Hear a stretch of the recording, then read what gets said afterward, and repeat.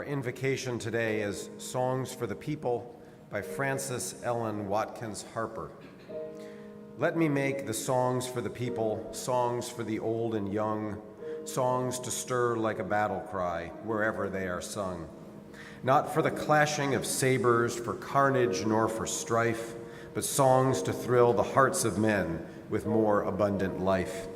Let me make the songs for the weary amid life's fever and fret, till hearts shall relax their tension and careworn brows forget. Let me sing for little children before their footsteps stray, sweet anthems of love and duty to float o'er life's highway. I would sing for the poor and aged when shadows dim their sight, of the bright and restful mansions where there shall be no night. Our world so worn and weary needs music pure and strong to hush the jangle and discords of sorrow, pain, and wrong. Music to soothe all its sorrow till war and crime shall cease and the hearts of men grow tender, girdle the world with peace. We invite you to rise in body or spirit for this morning's opening hymn.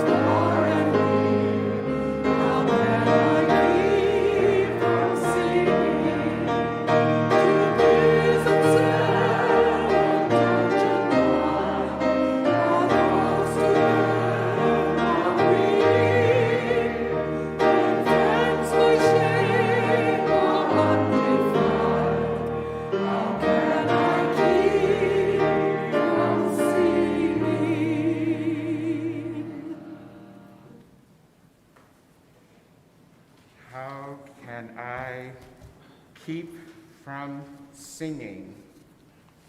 Morning. And welcome to the Unitarian Church of Baton Rouge. My name, I have to look down to see my name with my glasses on. My name is Reverend Chris Long, your Minister of Congregational Life.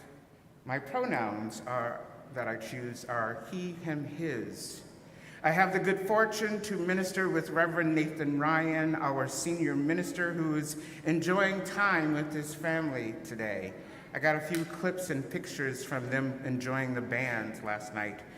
They didn't go to the game, but they were enjoying the bands and taking that in. I extend a heartfelt welcome to those visiting us here at the Unitarian Church of Baton Rouge for the first time. We are glad you have chosen to worship with us today. Please do come again and again and again to see if in fact this may become your spiritual or religious home. Those joining us over live stream, whether a longtime member or a visitor, we are glad you too are with us. Today's announcements, as promised, we do have a second sheet. Worship is always for people of all ages. Children are always welcome and encouraged to worship with their community, and because we know sometimes parents need a break, we have childcare available during worship. Babies and toddlers are in the nursery. A new childcare space is set up for 3 to 5-year-olds in room number 1 off the fellowship hall. Both rooms are fully staffed with our paid, let's give it up for paid childcare staff. Nursery remains open during middle hour. 3 to 5-year-olds will have class during middle hour in room number 2. Thank you, Kathy, for those announcements. More announcements. Again at middle hour today, children, Chalice Children and Superhero Academy together in room 2. Teens, youth room 5. Adults have 2 classes today. The first is Spirit in Action in room number 7 with Tanya Nyman, who will be talking about the EBR School Board. Tanya is a longtime member of this church. The next is Spirit in Exploration in room 6. We are starting the next classes of what does it mean to be a Unitarian Universalist. This is for longtime members and newcomers alike. This is one of 6 sessions. They'll be running consecutively from now until October 9th. You can come to one class, or if you'd like, if you're UU geek like me, come every week. Our Whole Lives registration is open. For 4th to 5th grade OWL starts next week, and 9th through 10th grade OWL starts September 25th. Talk to Kathy Kathy Smith or Sue Mitchell for more information. Just a couple more announcements. Also, as always, please do fill out the cards that we have that are out in the, what is that area called at the church? The breezeway, out in the breezeway. I'm still learning. I've only been here 7+ weeks. Next Sunday will be 8 weeks, 2 months that I've been here. Am I doing okay, y'all? Well, I don't need the applause, but yeah. So those are the announcements for this morning. Good morning again and welcome. Thank you. September 11th, 2022. Here at the Unitarian Church of Baton Rouge, gathered virtually or here in this sacred place to worship together. Gathered, as we well know, with longtime members of the congregation, some of them still coming back as the pandemic is still doing its thing. Those visiting for the first time and those who are here a few times. We are here. Can I get an amen? Amen. In a city that may be still abuzz from the historic event that took place last night, Southern University. All right, somebody putting it up. Okay, that's clapping in the back. All right, in the back, Reverend. One of our nation's long acclaimed black universities, and LSU faced off in a football game for the first time ever. Anyone here go to the game last night? Anyone here watch it on TV? Okay, well, there's a few. I thought it would be like goo gobs because I hear that there's a thing, so I'll leave that alone. I watched about 15 seconds on the SEC network, so does that qualify? It's also true, y'all, we are gathering in a country and a world besieged with so much. So much beauty and yet so much that is deeply troubling for any number of reasons. War in Ukraine, where there is some give to what's happening. Climate disaster that's continuing to wreak havoc. As we continue to settle into today's worship, let us always keep in mind that we are gathered in a church that is housed on the lands of Native peoples who were here thousands of years ago, and some, I probably assume, still may be in this community or state now. It is our greatest aspirations as a church that with integrity, intentionality, and deep respect in the coming months, years, we will do the soul work necessary to locate those indigenous peoples who were and who are still with us.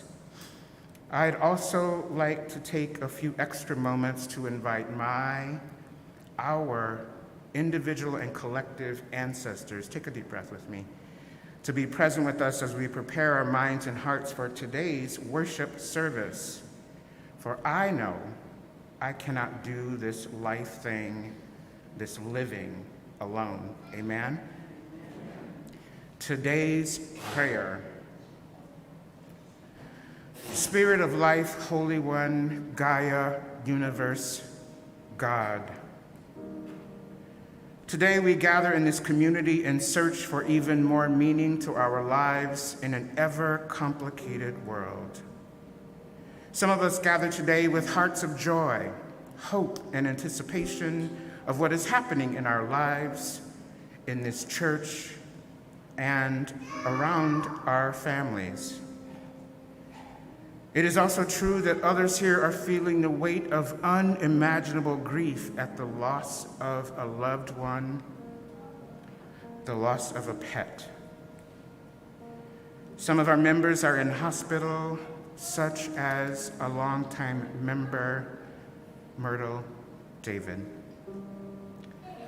Yet others are sitting with new diagnoses, unclear of which steps to take next.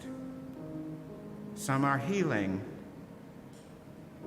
Some, even among us, are dealing with finances that are tight and getting tighter in some instances. There seems to be no relief in sight. Be with us now as we take space in our lives to be together. As we know, today also marks the 21st anniversary of the 9/11 attacks on our country. This attack still holds so much for so many here and the world over. May we hold space in our hearts for all that this anniversary brings up, again here and the world over. I would be remiss not to also mention the passing of Queen Elizabeth. Her passing is so connected with some of our own lives, it feels like the loss of a dear, dear friend or a relative. It is also true the impacts of imperialism and colonialism cannot easily be separated from what she represented for some here and the world over. As a people of faith, we must do the sacred work to live into all of the complexities that this life holds as sustainably as possible in community. Be with us during this time of worship and in the days to come. Ashe, blessed be, Shalom, salam, may it be so, and all the people said, amen. The sharing of stones ritual here at the Unitarian Church of Baton Rouge is a time in our service when we take pause to come forth to share stones to honor the joys and sorrows in our lives with this community. Visitors are also welcome to take part in this ritual. Before we begin, of particular note, this week's stones sharing, I would like to uplift again our well wishes for continued health for those in our congregation healing, and in particular, our longtime member, Myrtle Davis. We must also note the passing of two family members of this church, with separate stones for each. Condolences to Julie Richard on the death of her brother, A.J. Paxton. A.J. passed a week ago today, suddenly. A.J. is also beloved by several other members of this congregation. I've had many conversations with those whose lives intersected with A.J. May we be with them as a congregation. Our next stone for sharing was for the passing of our Jeff and Liz Gauger. Jeff's mother, Rick Gauger, passed away on September 6th of this year. On a note of celebration, congratulations go to Eric Malcone and his beloved Jerry Maisky on their recent marriage. Are either of you here this morning? Let's give it up for them anyway, because they celebrate their marriage. Again, please do sign the cards that are in the breezeway and let them know that we're thinking about them. We now invite those who wish to come forward to line up on the east or west wall of the congregation to share in our stones sharing ritual.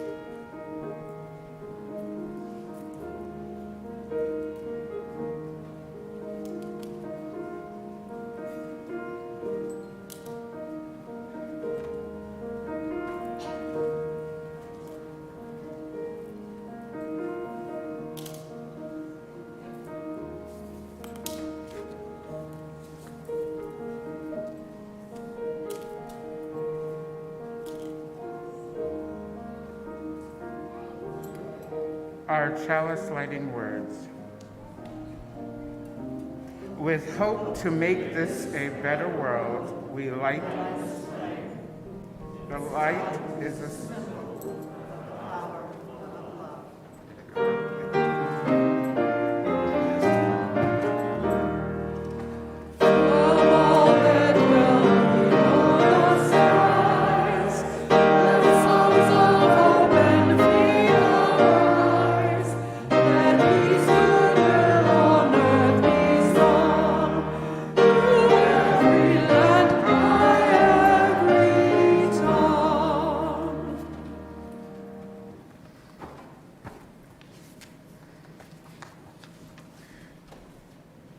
Unitarian Universalism is different, a reading by Reverend Dr. William F. Schultz.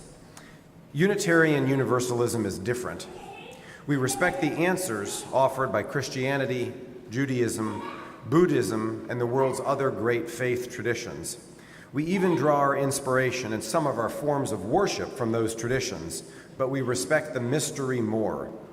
We believe, in other words, that no single religion, or academic discipline for that matter, has a monopoly on wisdom, that the answers to the great religious questions change from generation to generation, and that the ultimate truth about God and creation, death and meaning, and the human spirit cannot be captured in a narrow state of faith, that mystery itself is always greater than its name.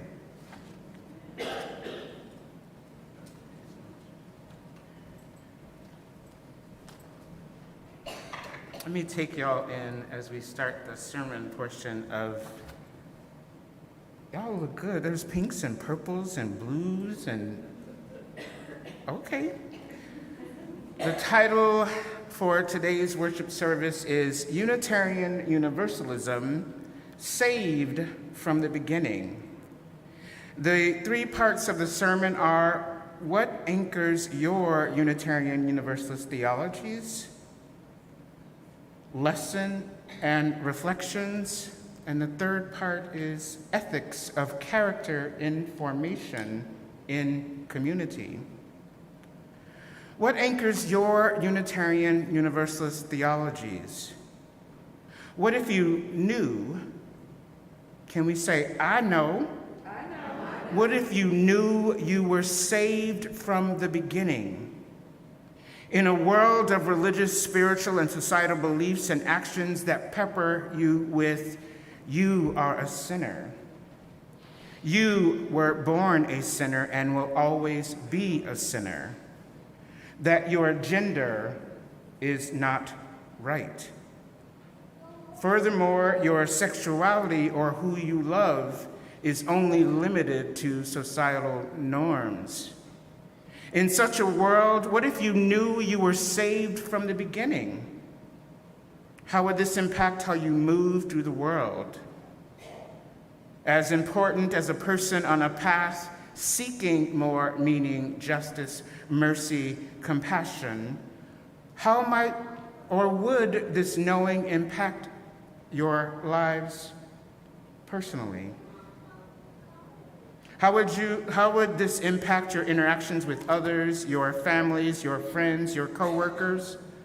How might this impact your actions and decision-making in the workplace or in other places you may have influence or power? To know you have been saved from the beginning, what kind of world would this be, or can it be? Some of us are lifelong or long-time Unitarian Universalists and know what it must feel like to not have to live through those messages of being, because you have been saved from the beginning. Amen? Again, good morning. How are y'all doing this morning? Okay, so I just wanted to invite us to check in with our body. How is it going, including our aches and pains? I got some. I don't know about y'all, but I got some. Even if we're holding a body in a sure state of wellness, right? Just check it every now and again. Through the day when stuff gets rough, we got to check in with ourselves, right? We just heard a reading that Aaron shared. Yes, Unitarian Universalism is different. And we are still living through or trying to thrive in our congregation and in a world that knows very little about Unitarian Universalism. If you are relatively new to Unitarian Universalism or a longtime member of this or another congregation, what has it been like to discover this faith tradition, which is 450 years old? If you are a longtime Unitarian Universalist, when did it start to click what it truly means to be a Unitarian Universalist? Particularly in a society which at once is not religious or very religious, even as we all swim deeply in the tentacles of Christianity or some forms of Christianity or other religious traditions, many of which we no longer claim, even as our family and friends live out their beliefs, whether they go to church or not. Amen? Again, the words of Reverend Dr. William Schultz, as shared through our first reading. Unitarian Universalism is different. We respect the answers offered by Christianity, Judaism, Buddhism, and the world's other great faith traditions. We even draw inspiration and some of our forms of worship from those traditions. But, we respect the mystery more. We believe, in other words, that no single religion or academic discipline, for that matter, has a monopoly on wisdom, that the answers to great religious questions change from generation to generation, and that the ultimate truth about God and creation, death and meaning and human spirit cannot be captured in a narrow statement of faith.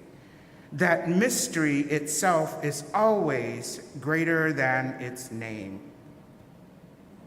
Amen.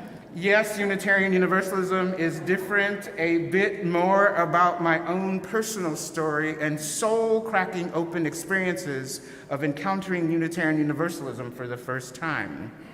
Imagine, if you will, it's the fall of 1999. That feels like a long time ago. Some of us in the room weren't even born in 1999, but we won't go there today. As I shared a few weeks ago, encountered these words in a book titled The Unitarian Universalist Pocket Guide, written in 1993. At the time, I was in my educational, spiritual, working class, and most certainly religious life.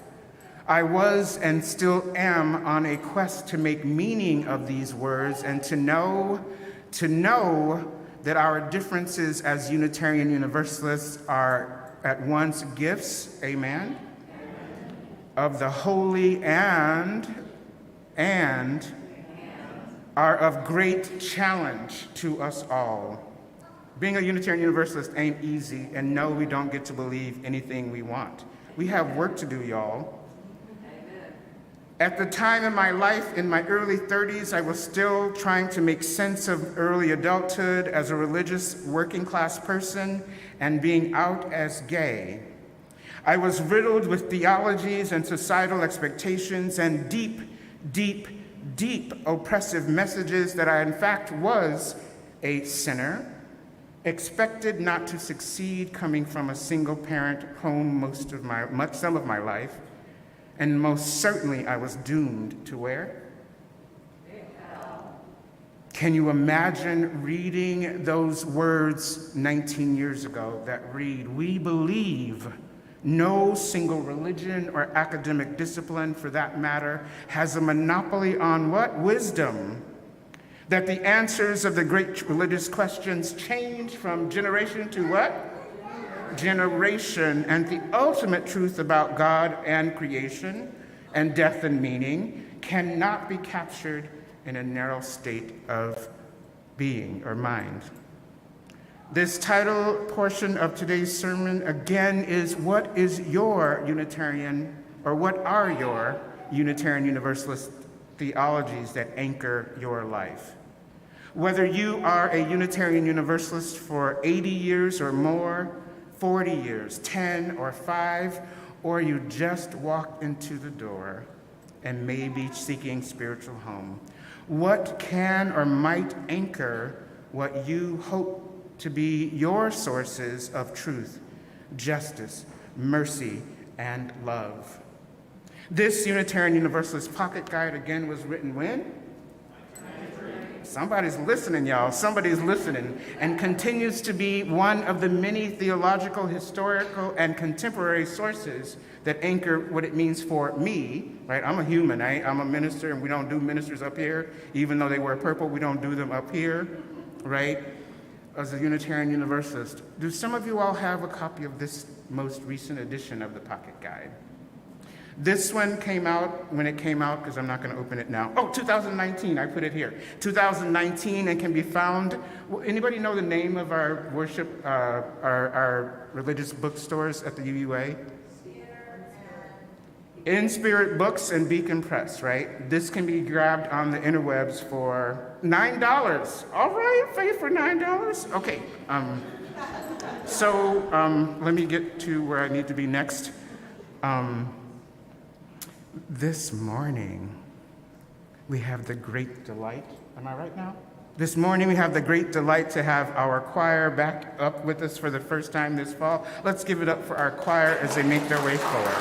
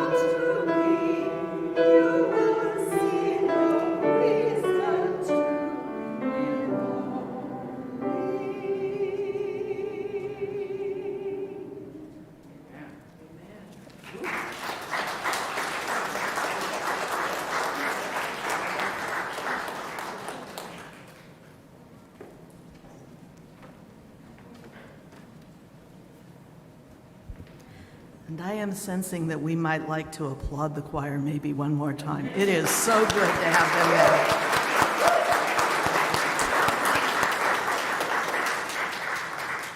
And with such a beautiful piece.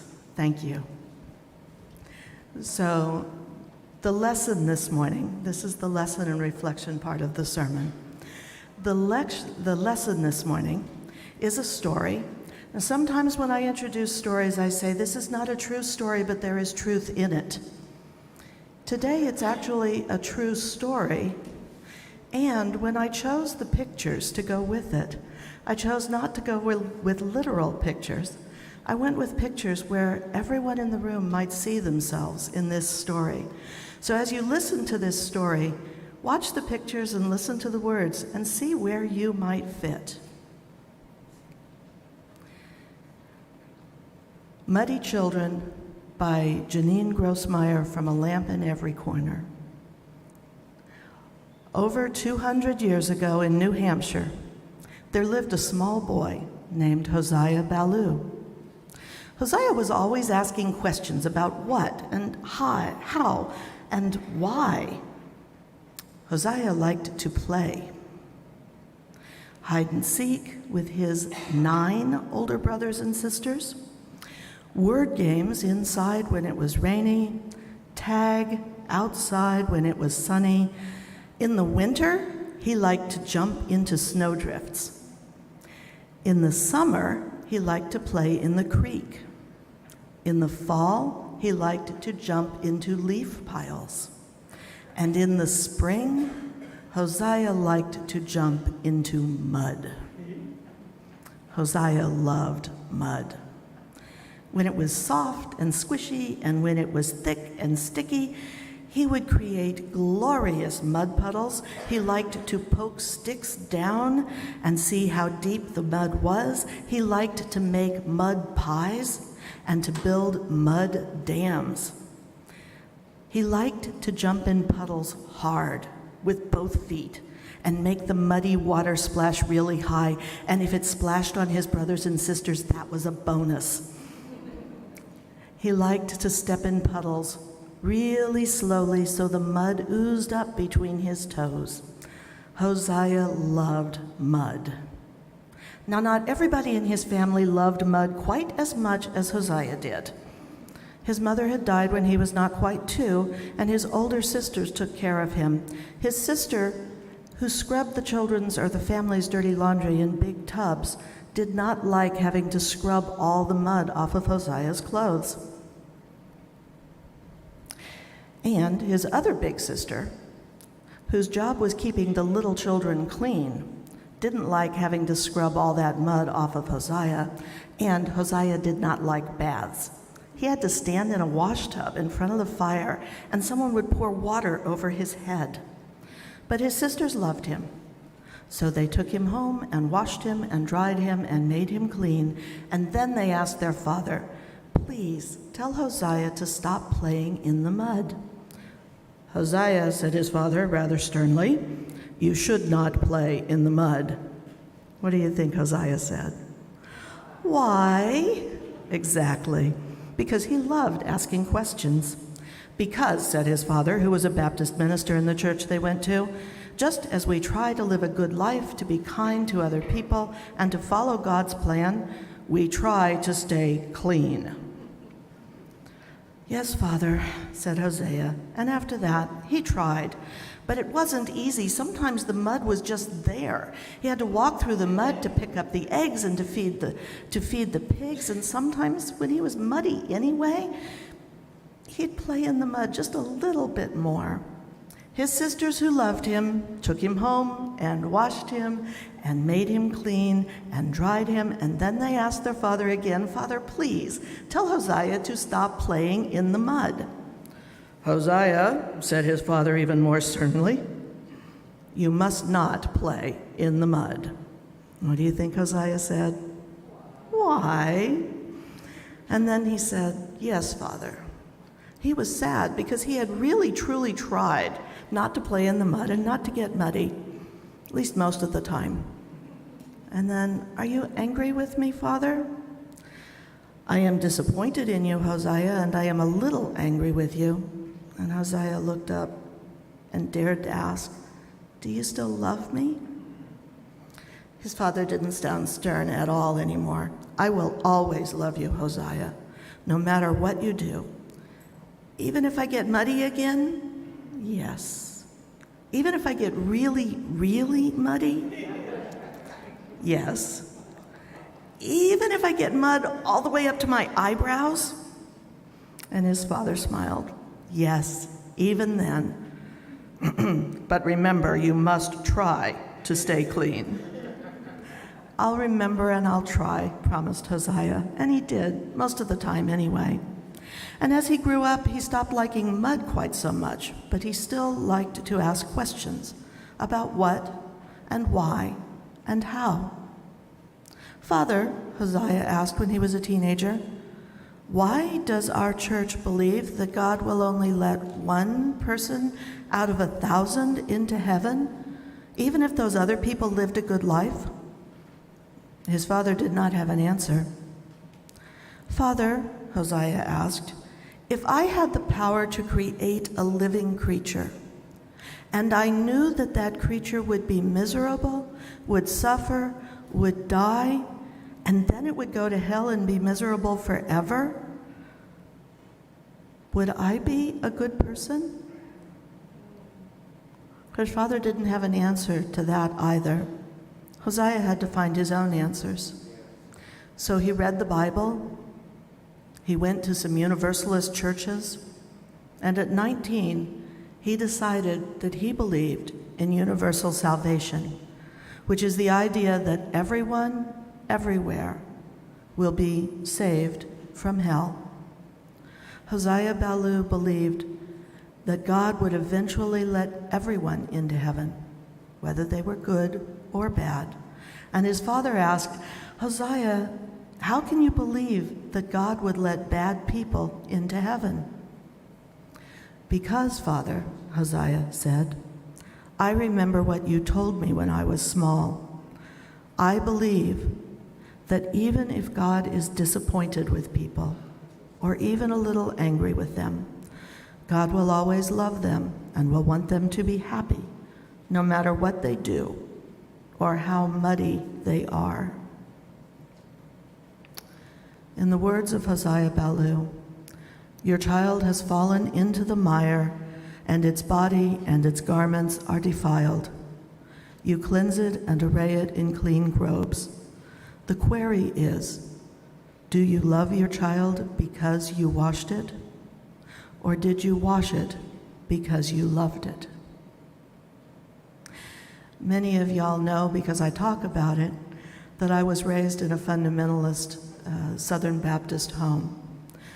My parents were absolutely shocked as an adult when I told them how many nights I had gone to sleep in tears because I was so afraid of hell. I wonder, how might my life have been different if I had grown up knowing that I was saved from the beginning?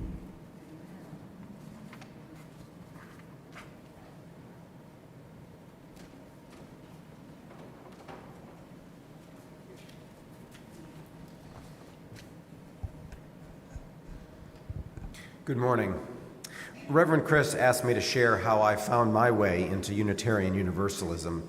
So in what follows, I describe the parts of our faith that appeal to me from an ethical and spiritual dimension, though I could as easily have spoken about the richness of my relationship with the people here or my admiration for the social justice work done by the church. My wife Megan and I started coming to services in September of 2016. This was after moving to Baton Rouge in 2013, and I joined the church a year later. But I still feel quite ignorant, both about Unitarian Universalism and religion in general. I was raised without any religious or spiritual practice. My mother's family is of Eastern European descent. Her parents both immigrated to the U.S. in the early 20th century. They were Jewish, but their religious sensibilities faded quickly. I knew that generation well, and I appreciated their cultural Jewishness, though this mostly seemed to express itself with loud and inconsequential arguments at the dinner table about whether rice or potatoes should accompany fish. My father had early and unpleasant experiences with Protestant Christianity, so he did not steer my brother and I towards a particular church. When Megan and I married, I joined a large, very Irish-American Catholic family. My brother still hassles me about the mid-wedding prayer session in which Megan and I knelt in front of an image of the Virgin of Guadalupe in her uncle's church, and I still have no explanation for what happened during that interval. After that, I attended a lot of Catholic masses in Washington, D.C., Virginia, Florida, West Virginia, and here in Baton Rouge. During those experiences, I was sometimes inspired, sometimes challenged, sometimes frustrated, but always there was the hierarchy of the church and its, to my historian's ears, unsustainable claim to eternal truth. I was never moved to join it. Another brief, though formative experience came when I worked in Washington, D.C., where I supervised a young man from Edison, New Jersey. He was smart and hardworking, an ideal staff assistant in a congressional office. As an observant Jew, Alan was elated to discover that I had a Jewish mother. When I explained to him that I had only been in a synagogue a handful of times, that I knew no prayers and only the usable, often insult-based parts of Yiddish, he assured me none of that mattered. When the time comes, you'll have a seat on the bus. What? What seat? Why would I, who has never practiced Judaism, have a seat on the bus? Alan reassured me, you don't need to practice. Because of your birth, we have a ticket reserved for you. He intended this as solace, but it turned me off Judaism forever.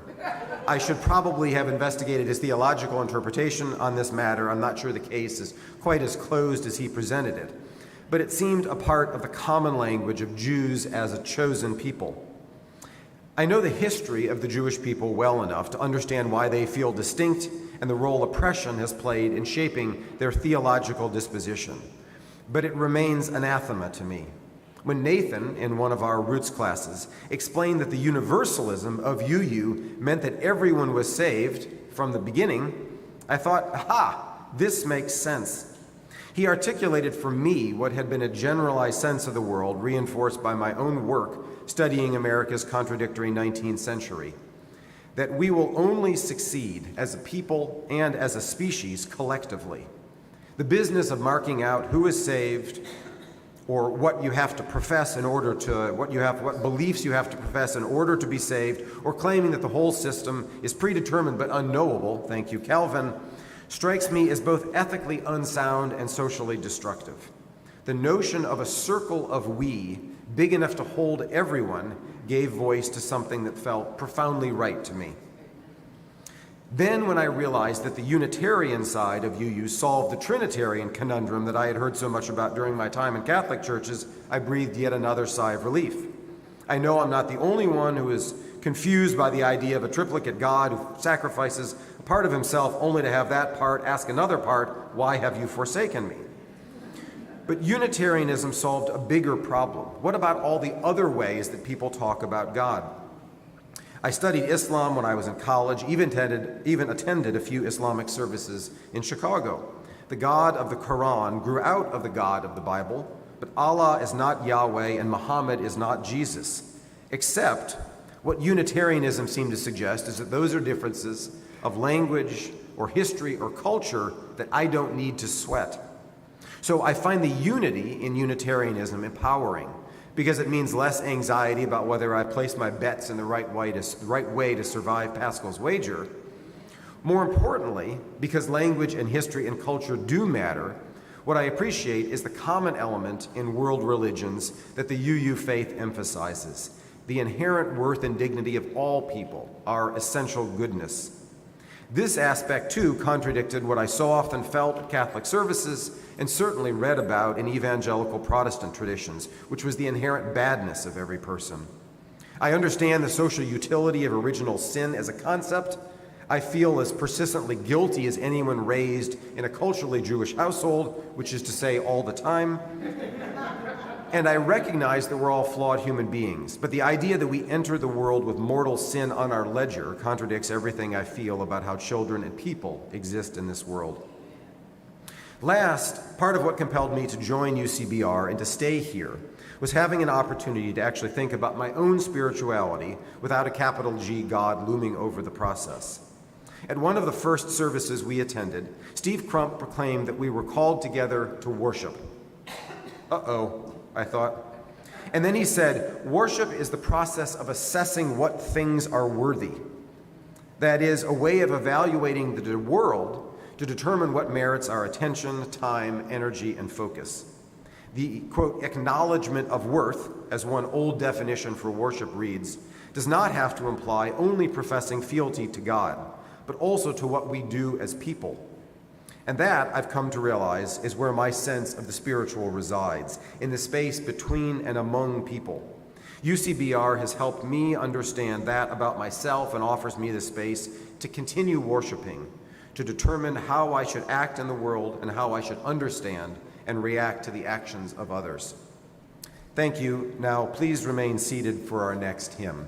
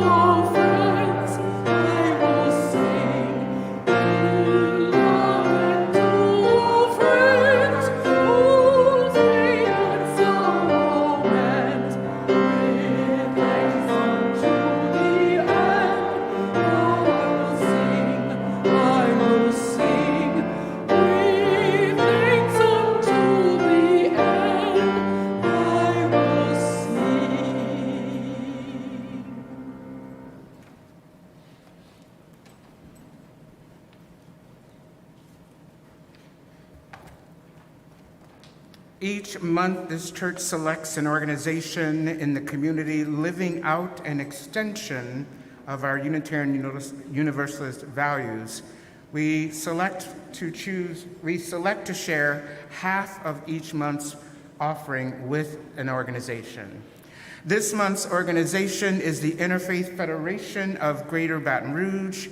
Their mission is to cultivate interfaith understanding and cooperation to reduce human suffering in Greater Baton Rouge. Half of our offering today will go to their works in the Holy Grill program. The Holy Grill provides hot or boxed lunches Monday through Friday at noon at 6117 Cadillac Street in Zion City. This week, some of us will be going to the Interfaith Federation's annual prayer breakfast on Thursday, that is.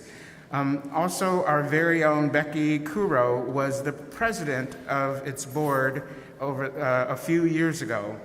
Please give generously to today's offering, which will be graciously collected and humbly received.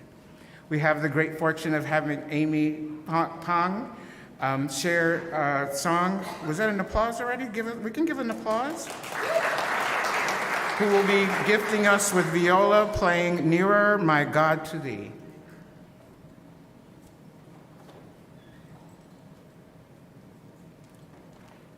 Ushers, please come forward.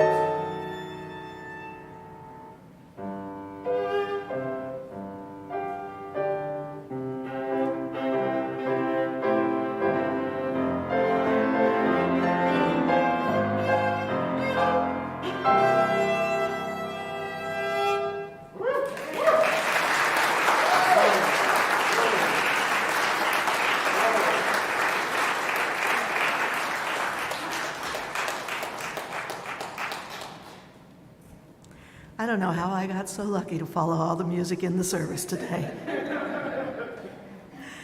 This reading is from the Dr. James W. McClendon, excerpted from Black Pioneers in a White Denomination, which was written by the Reverend Mark Morrison Reed in 1980. The Ethics of Character in Community. The best way to understand theology is to see it not as the study about God, because there are godless theologies as well as godly ones, but as the investigation of the convictions of convictional community, discovering its convictions, interpreting them, criticizing them in the light of all we can know, and creatively transforming them into better ones if possible.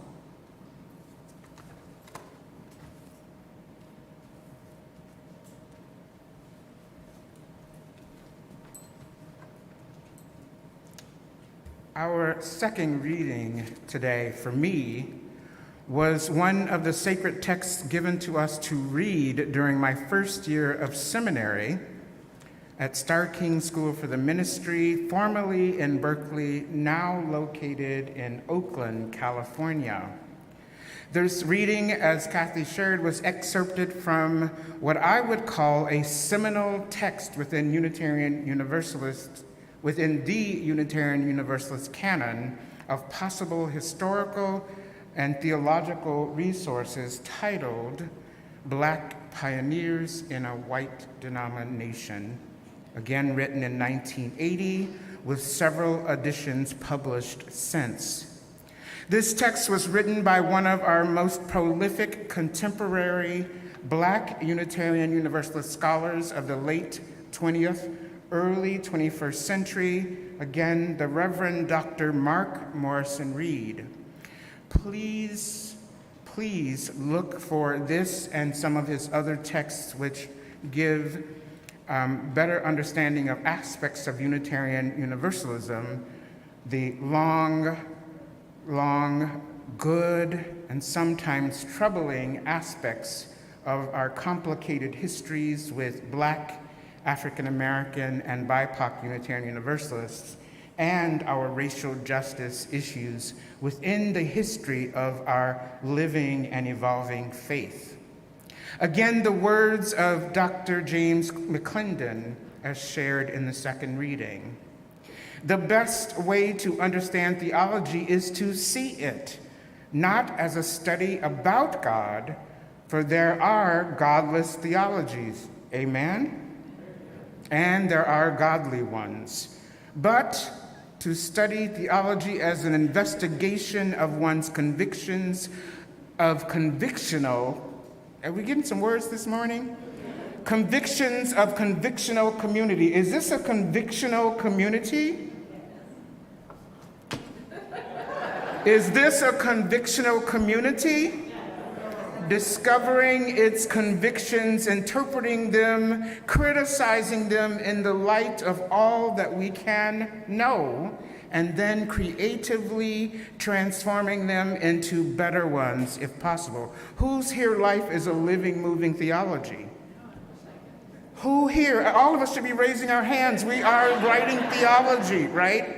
In having a few weeks to prepare for today's worship, I had a chance to look up Dr. James McClendon. Anybody ever heard of this name? Somebody raised their hand, 2 people. I ain't gonna ask you till later, that's gonna be the quiz in the breezeway. No, that was a joke. James McClendon, born in Louisiana, I'm assuming he's a white identified male, who has for 40 years taught as a Baptist, a small B Baptist, in seminaries all over the country. What? Again. And he's a non-Catholic who taught in esteemed colleges and seminaries. And Dr. Morrison Reed quoted him as part of his scholarship in crafting regarding the ethics of character in community that I feel gives rise to the potential grinding to our aspirations. Who here is aspiring to embody the 8th principle? The 8th principle here in the 21st century. Specifically, as Black Pioneers chronicles, it chronicles the rich, complicated, even painful realities, the trials, the strength, and the courage.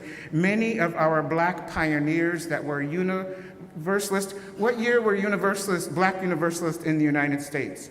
Say 1700s. What year were Black Unitarians in the country? Say 1800s. Y'all, see, I taught this Baton Rouge, y'all can preach, right? And it's 2022, they've had Black folks in our denomination from way back in the day, as the young people might say. They didn't think it was that far back in the day. And are taking, some of us today are still trying to find our way in Unitarian Universalist communities, amen? To know our collective history and this, on this and other fronts, will make only our efforts towards what is possible through our UU faith all the more grounded in what we say when I say I'm a Unitarian Universalist. What do you mean when you say you're a Unitarian Universalist? What grounds what you believe? I believe our invocation by Frances Ellen Watkins Harper, a Black woman of the 19th century, a Unitarian. Y'all know that? It's okay, that's why we're here together to learn. I don't know nothing that you don't know. I got the book. Who here reads books? Okay, I need to stay on task. We got a song to sing. So we were reading Dr. McClendon. We were reading Dr. Schultz. We were hearing Dr. Morrison Reed, and now we're being guided through the words and work of a lifelong Unitarian Universalist, Miss Paula Cole Jones, about the eighth principle work. Do we have work to do here, y'all? We have a faith that is grounded in hope, but it's also grounded in accountability and deep, deep, deep love. The ethics of character in community. How does it show up here and in the community that people will know us by our tasks?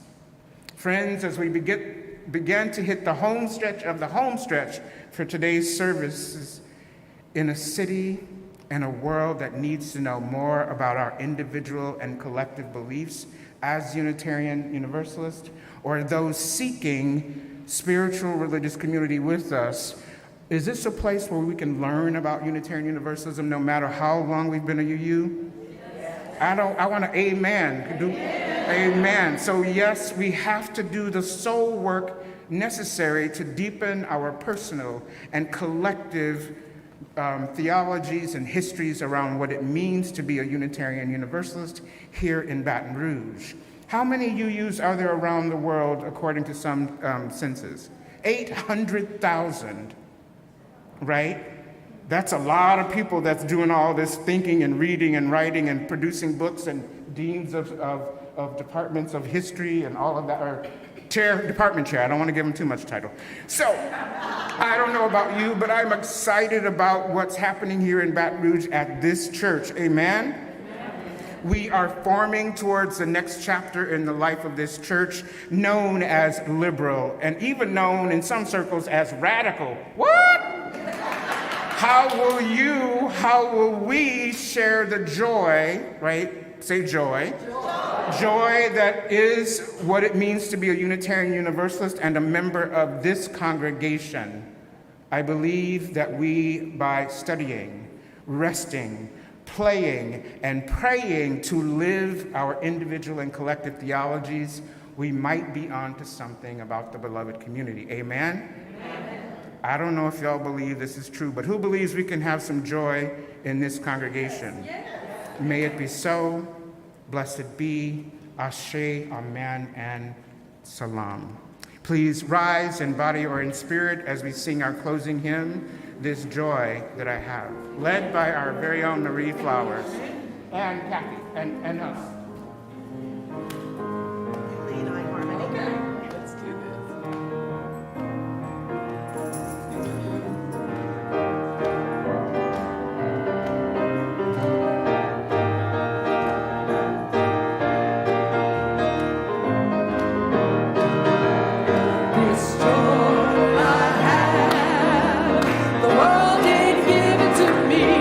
Well, this joy that I have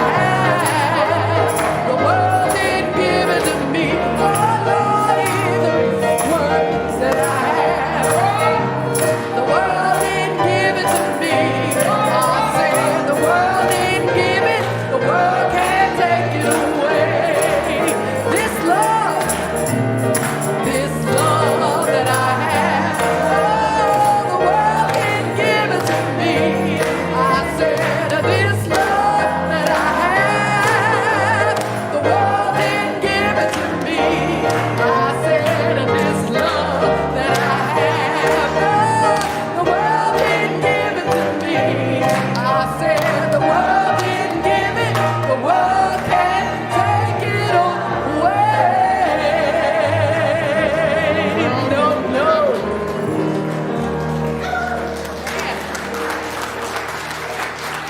I do not know how to turn this mic on. It's my first time doing it with myself, but anybody here believe that you can be saved from the beginning? I don't know if we do, but how will we go out and share this love, right? Not by proselytizing, but showing through the theology of our lives. Go out, transform the world. Oh, the camera's over there. Go out and transform the world in justice, mercy, compassion, and joy. This joy that I have. What? The world didn't give it to